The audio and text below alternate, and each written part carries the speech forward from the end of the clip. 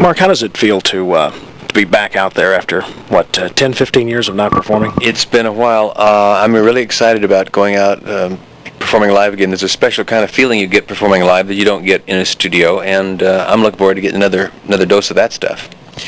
Now, you're 41 years old, and we look at people like Jagger and Paul McCartney, and how does it feel to get out there and rock and roll at your age? I don't want to make you sound like an antique. Well, if they can do it, I can sure as hell do it.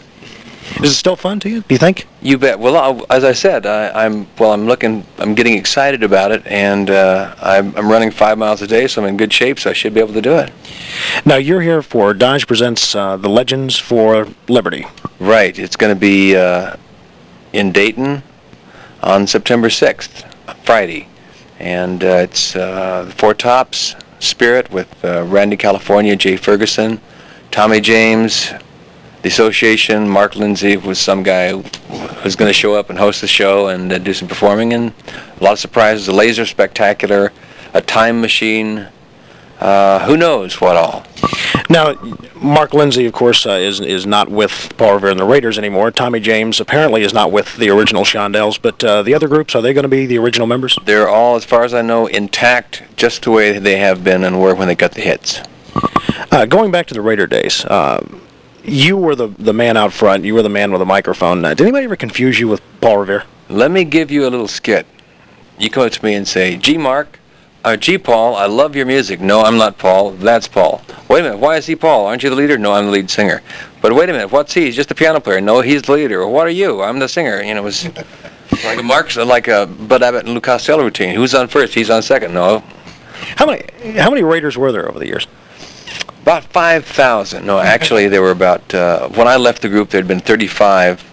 Paul and myself had remained the same, and there were rotating Raiders.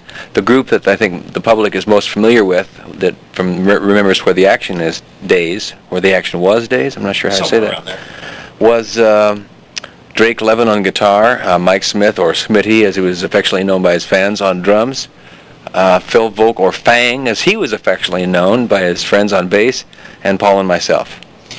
Now, going back to, I guess the second last Raider album, Going to Memphis, or was that the second last album? I'm not sure what the order. Somewhere in there, Going to Memphis was one of those albums. Going back to your roots, actually, as a band with Paul Revere and the Raiders. That was, we in the Northwest. We were known as, we got the reputation, built a reputation as being kind of a white R&B group. We were doing "Something's Got a Hold on Me," yeah, on Etta James tunes, and Aaron Neville, and Oopoo-Ba-Doo, and James Brown, and all kinds of things that were kind of strange and foreign to the Northwest, but we loved it. There was nothing like that, and we were really hard, screaming rock and roll. So your association didn't really begin as a lot of people think with Dick Clark did it on Where the Action Is. We were actually a viable band probably for 4 or 5 years before we met Clark. Of course, through his show Where the Action Is, we were seen by the whole country at one time, and enabled us to be liked and accepted by the whole country, and the rest is history.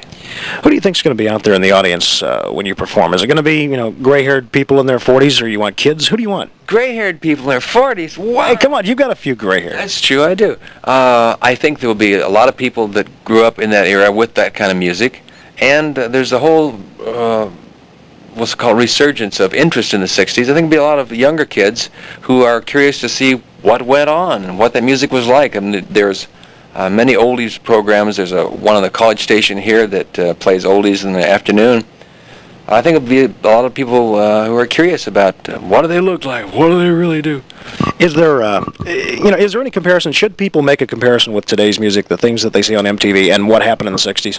I think music of any period is always different than music of any other period. There are some people today are borrowing some trends that came from the 60s. I can think of a couple of recent examples. Aretha Franklin's newest record, Freeway of Love, and the Eurythmics' Would I Lie to You, are both very 60s sounding arrangements.